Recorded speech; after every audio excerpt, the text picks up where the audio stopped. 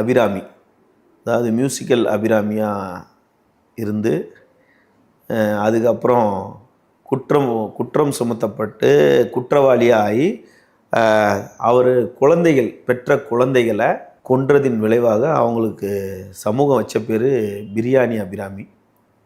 இந்த பிரியாணி அபிராமி தான் சமூகத்துக்கு இந்த மாதிரி ஒரு கடைசி அபிராமியாக இருக்கும் அப்படின்றது தான்.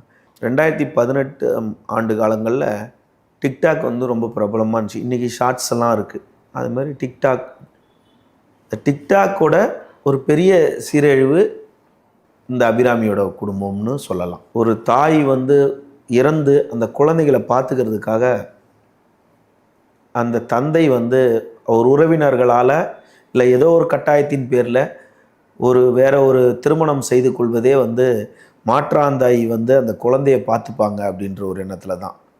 ஆனால் அவர்கள் கூட ஈவு இரக்கம் இல்லாமல் ஒரு பச்சிளம் குழந்தைய கொடூரமாக கொலை செய்த தாய் தான் அபிராமி.